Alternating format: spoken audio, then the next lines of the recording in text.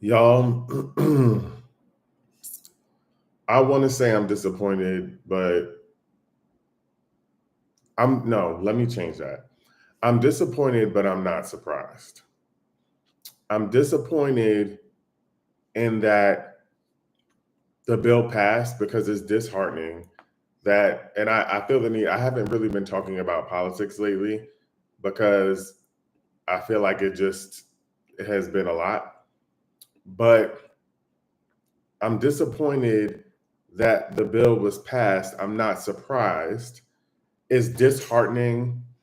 And I want to say candidly, right?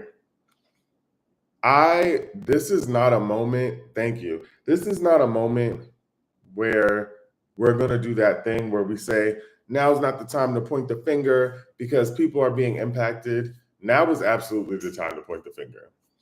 There are people who are to blame for what is happening in front of us. There are specific people who are responsible for what is about to play out in our country. And I feel like it's imperative that we name them out. And no, I'm not looking to call people in. This is absolutely a call out. I am specifically calling people out because I'm going to go over what the downsides of the bill are and how badly it's going to impact certain groups of people. But we would be remiss not to talk about who caused what is about to happen in our country. So here's some of the impacts. There will be significant cuts to Social Security net programs. Trump has repeatedly talked about reducing funding to programs like Medicaid, SNAP, blah, blah, blah. Millions of low income American elderly citizens and people with disability could lose access to essential services like food, healthcare, and housing assistance. So the country's most vulnerable people will lose access to the bare minimum. Impact to healthcare access. Trump has long pledged to appeal the Affordable Health Care Act, aka the Obamacare Act, and replace it with something beautiful. Downside, past replacements plans have been stripped coverage for tens of millions. Also, and increased premium for older adults. Okay. I also want to clarify that we still don't know what is the plan to replace it. What is the plan? You hear what I'm saying? Like, what is the plan to replace the healthcare? We don't know. We don't know. It just sounds like people are going to be without. Um, and their work requirements for aid. Trump's administration has pushed strict work requirements for Medicaid SNAP recipients, which may revive in this bill. So the problem is that they are disproportionately trying to force labor onto people who cannot work, whether they're caregivers, whether they're having a hard time finding employment, whether they are disabled people, whether they are senior citizens who are really old and can't work. It is aggressively trying to force work on people. And the issue with that is, I don't know if anybody has been looking in this current job market. Jobs are nearly impossible to find. Jobs are nearly impossible to find at this point. You get what I'm saying? Like people have been unemployed for over a year now. I know people who have been actively seeking employment and have not been able to find or land a job, much less an interview. Or they're applying to hundreds of jobs daily, and they fired so many federal employees. So not only did you fire the federal employees, but now they're not going to have any sort of health care and access to benefits because you want to force them to work, but the job market is shit. More jobs have not been created. The price of everything is still skyrocketing. And we're talking people who have multiple degrees. I'm talking people who have PhDs, who have master's degrees, are saying that they are actively applying aggressively to jobs and cannot land a job, trying their hardest. But he wants to make the requirements more. Okay. Housing and urban development cuts. His previous budget proposals included cuts to affordable housing and programs and rental assistance. Again, I want you to notice a common theme. All of these budget cuts are impacting the poorest and most vulnerable people. The poorest people in the country. And it's not like he's saying we're going to replace this with this.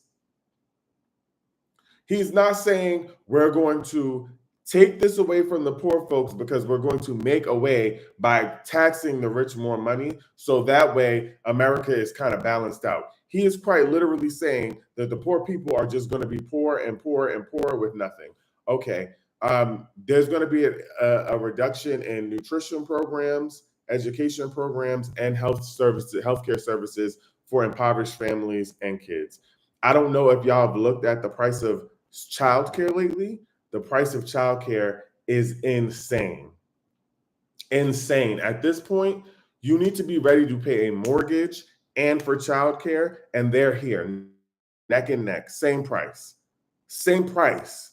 Okay? People are struggling. You want people to get a job, you want people to work more, but you also don't want to provide them with childcare. They're not able to get the jobs. You're telling people have more kids and you'll get a $500 incentive. A $500 incentive to have more kids, but you don't want to provide money for health for childcare. Who can have kids? Who can have kids in this current climate and economy? Where are the kids going to go? Who going to watch the kids? Y'all want people to have kids. Who is going to watch the kids? Do y'all know how much people in New York City is paying in rent alone? If I told y'all how much I pay in rent, y'all would probably pass out. Y'all would pass out. Like and let's be clear. So now that we got those are the biggest impacts that it's about to have. Now let's be clear. There are groups of people who are absolutely to blame for what is happening. This is absolutely a time to point the finger. Let me be crystal clear, because the people who voted Trump in office because they let racism, bigotry, misogyny, all of those things win, because they cared more about being outwardly racist than supporting the American people, they are absolutely a part of the people we need to point a finger at. We need to be actively pointing fingers at them, because you are a part of the people who put him in office and didn't think. And honestly, you listen to him spew so much hate and racial hate and bigotry about other groups of people that you didn't think that he was talking about you. Poor don't have a race.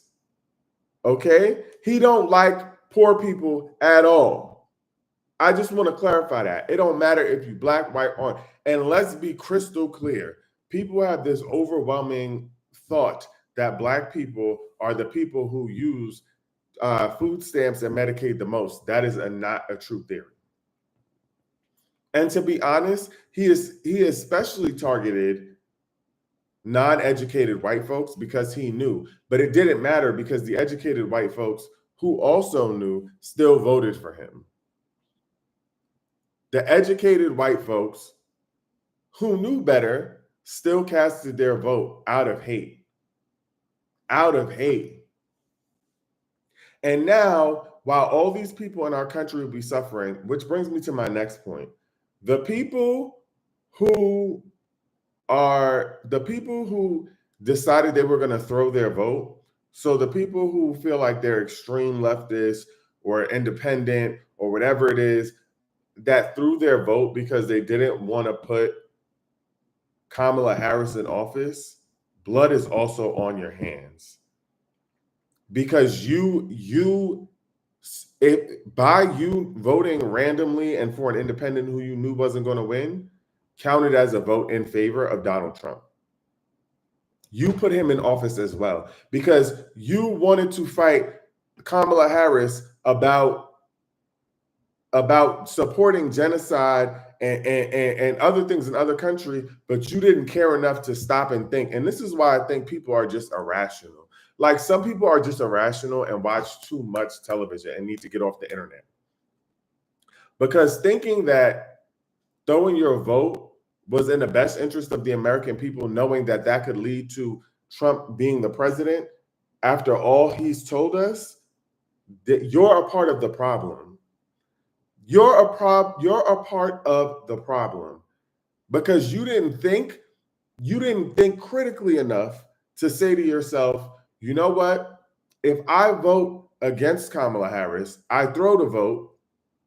That means likely, especially if I'm in a red state, that means it's likely that Trump is going to win. Trump has been spewing hate. All of these people being mass deported, all of these, now he's talking about American citizens being deported to other countries for certain crimes. Like, we're at a point where there are literally no protected rights for American people. And I'm so tired of people talking about checks and balances, and that's what the government's for. Nobody is checking or balancing Donald Trump. They're all terrified of him, all of them. He's filing lawsuits against them, and they're all scared because they don't want to get shut down. Nobody's fighting him. You see that they all voted for this bill to pass. All of those people in the House and the Senate and here and there that's talking about how much they're against Trump, the bill passed.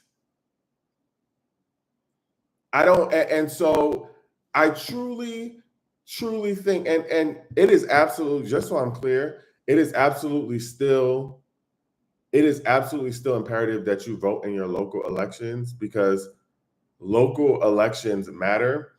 But sometimes what the federal government does trumps that, especially when they put the local government, they tie their hands. And let's be clear, the shit that they were giving impoverished folks, the benefits that they were receiving weren't enough to sustain anything. People have this weird fascination or obsession with thinking that people who are receiving public assistance are getting over on the government. I want you to know that they're still hungry.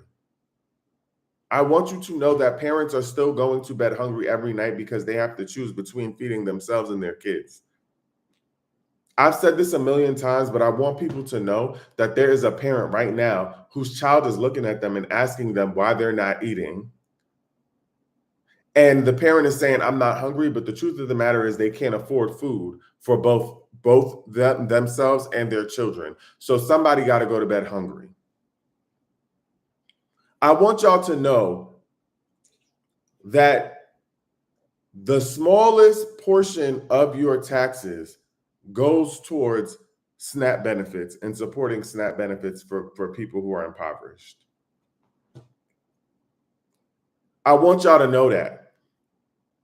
You spend about $360 something in taxes annually to support SNAP. The average American, $360. That in comparison to how much you're paying for war and how much you're paying towards the military for Trump to throw bombs at Iran when he feels like it. That's where our money's going. Our money's about to go towards ICE, who's wrongfully arresting people and holding them hostage. Do you know how much it is costing them for these holding cells, these ICE holding cells for people who they're trying to deport that they can't deport immediately? They say that it's average about 10 million a day. 10 million a day.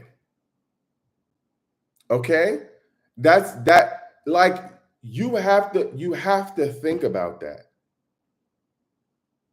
I would rather my money go towards people who need food any day. Any day. I would rather my money go towards somebody having medical insurance that wouldn't have had it. I would rather any day, literally take my money, whatever taxes you got to take out of, take my money. Give it to people who are in need. I'm never complaining about that all my life. And the thing is, y'all don't want to choose. Y'all don't want to let people choose what they pay their taxes. Listen, the great philosopher Jermaine Cole said in 2018, it's 2018. Let me choose what I'm funding when an app on my screen. Because the taxes is going to people that we're not voting for. That was in 2018 that he said that. At this point, and there's no relief. There's no relief. And middle class is cooked. This idea of middle class America is fried. It's cooked. We're literally about to all be empowered. There's not going to be any more middle class. And if you think that this is not impacting you or the people around you, you are deeply confused. You are deeply confused. If you don't think that that everyone, including you and the people around you, are going to be impacted, you're confused. And if you have someone in your family with a disability, if you have someone in your family who is a senior citizen and qualifies for certain benefits because of their age and how many years they worked, you might as well forget it. If you have to all those people in the middle of nowhere America, that voted for Trump, that's taking care of their family members and have to stay home with their grandmothers, their grandparents, or your great grandmother, or whoever, or somebody in your family, just know that that's no longer going to happen. Because the benefits that are paying for you to stay home and care for the person that you're caring for are going to be dissolving. That person that needs additional help and needs care around the clock, understand that that's about to go to hell. Okay. People don't think through the choices they make.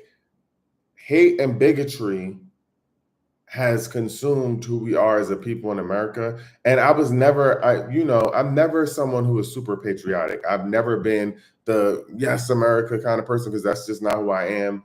I don't have much faith in this country because the country has shown us time and time again as Black people how shitty things can be. But what's so interesting now is that it's not just going to be them showing us as Black people. It is going to be showing us as a country how shitty America is.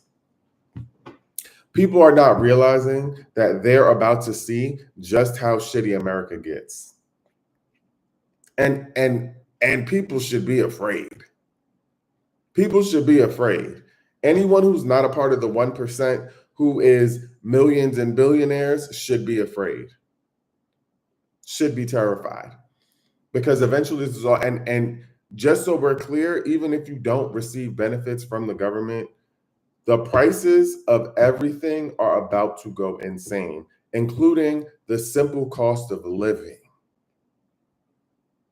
Rent, mortgage, and all of those rates are about to go bonkers because the cuts that he is taking from rich people, the tax cuts that he's giving to rich people, somewhere else got to front the bill. Somebody else got to front the bill. I just want y'all to know that.